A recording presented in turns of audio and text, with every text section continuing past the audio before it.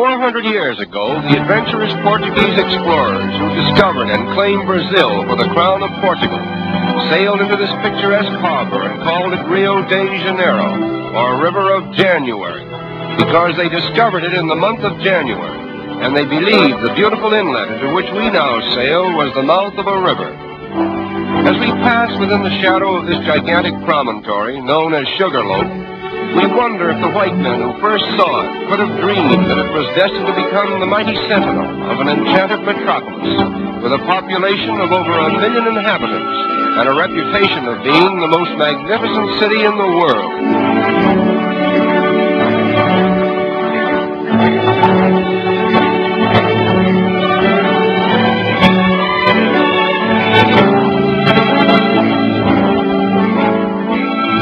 Passenger ships arriving at Rio today literally tie up at the foot of Main Street and immediately become a picturesque part of the skyline, as well as a convenient point of egress to the city itself.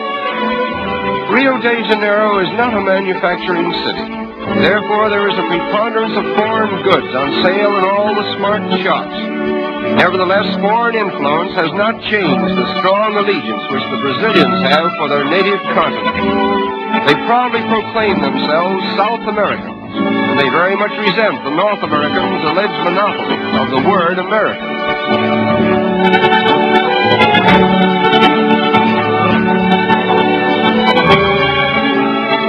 The period from 1902 to 1906 witnessed the wonderful transformation from the old to the new Rio, a comprehensive project so boldly conceived and brilliantly executed that there is hardly a landmark of the old city to be seen in the metropolis today.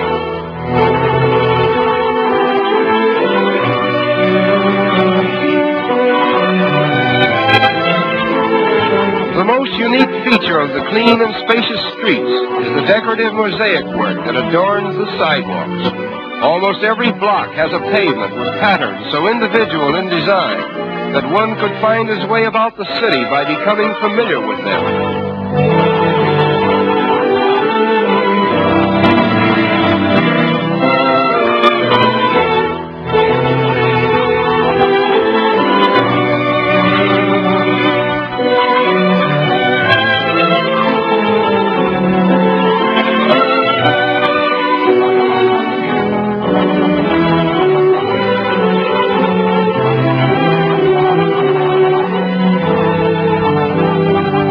Rio is particularly noted for its numerous and colorful parks, which are scattered in picturesque profusion throughout the city.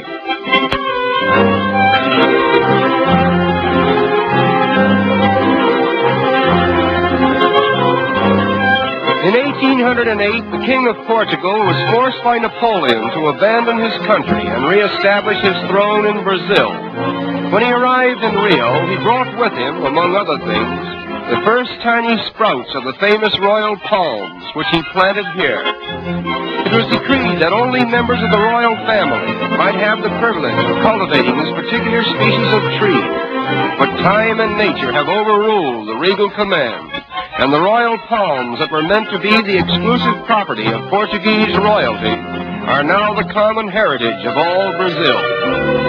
The outstanding landmark of Rio is Sugarloaf Mountain, and from whatever angle one may view it, it forms a most impressive picture.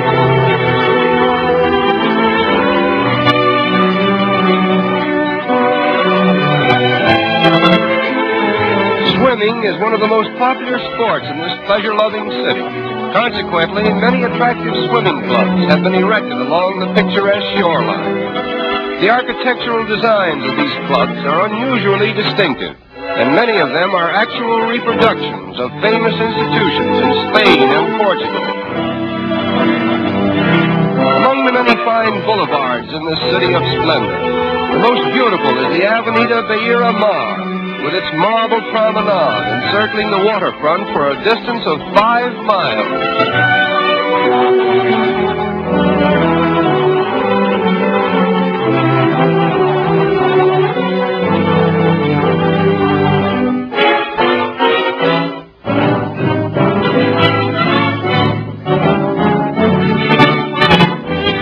As in most countries of South America, the color of one's skin does not always determine one's social standing.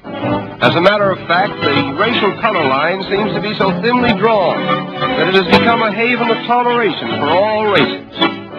Nevertheless, the Portuguese language still prevails.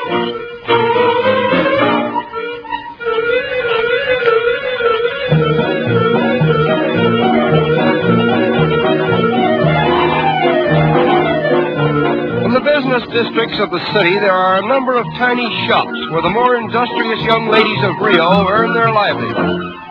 This is called the butterfly industry, in which the colorful wings of butterflies are immortalized by an art that was inaugurated here many years ago.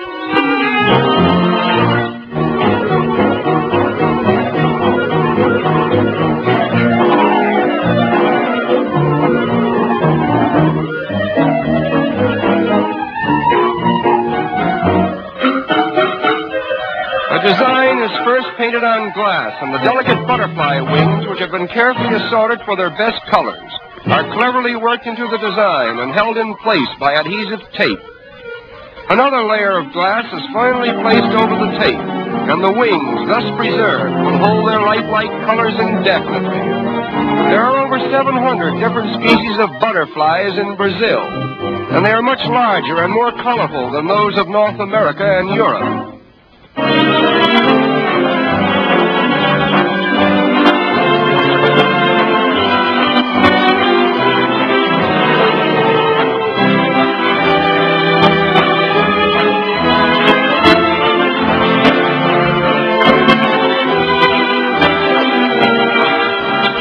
The completed articles consist of tea trays, vanity and jewel cases, bonbon dishes, and decorative pictures designed to glorify the city's landmarks. And needless to say, the predominating design is Sugarloaf, the center of attraction for all eyes that glory in the magnificence of Rio de Janeiro, the city of splendor.